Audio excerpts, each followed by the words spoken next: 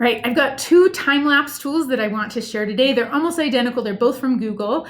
These are a great way to get students engaged in a phenomenon. So it's somewhere they can go to see how Earth has changed in the last 40 years or so.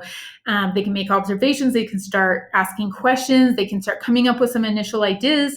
This could also be used later in a unit when students are learning about something for them to collect data or observations to help figure something out. And so if you Google Earth time lapse, or there's a link in the video description, it'll take you there. And when you go there, it always takes you to Alaska so you can watch the glaciers retreat. But then there are all these other places that you can go.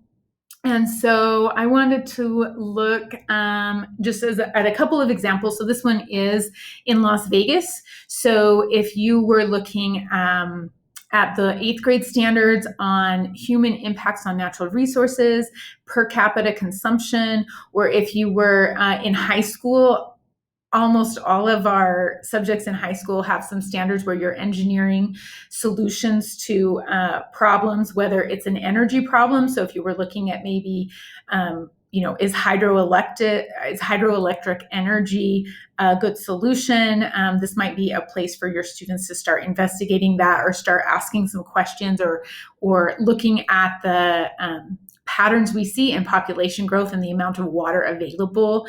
So there's a lot of different ways that you could use any of these. And there are also places that they've picked out from around the world. So this is one that I wanted to use as an example also, just because it's one that I think is fascinating and I have so many questions about. I'm going to go home and do a little research tonight, because we can see over the last 40 years in this one how much land has been converted for agricultural use in an area where there's no visible water. And I don't know enough about this area to understand how this is even possible, but I'm really curious about it now. And I think that this is a tool that you can use to get students curious and asking questions as well. And you don't have to only go to the places on this list. You can actually go anywhere. So we're going to come back around a little bit closer to home. And let's look at Great Salt Lake. So Great Salt Lake, I know a lot of our 6th grade teachers use it when they're doing Strand 4. That's their their ecology standards. Some of our 8th grade teachers also use it.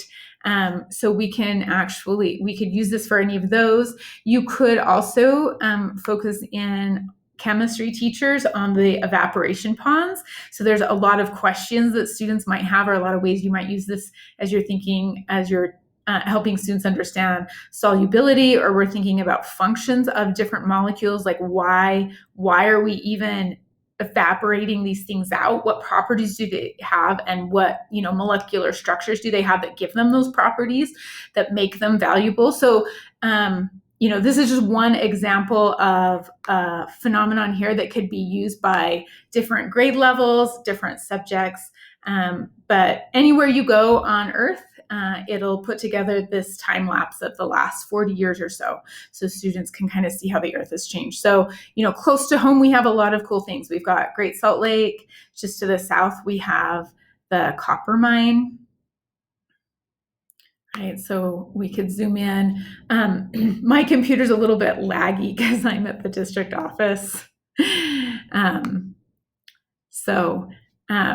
Hopefully when you run it at school, it'll run a little more smoothly than what you might be seeing. But we have a lot of things just close to home that you could use. So we've got the copper mine there. You could use this to look at land use patterns and human impacts on the environment as our population grows here in this valley. So there are a lot of different places you could use this.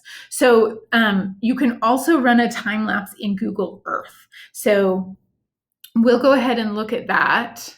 So if you just go to Google Earth, and then once it loads, you're going to go to the Voyager. And so the one big difference between running it in the platform I just showed you and running it in Google Earth is that in Google Earth, you can flip it so that it's 3D.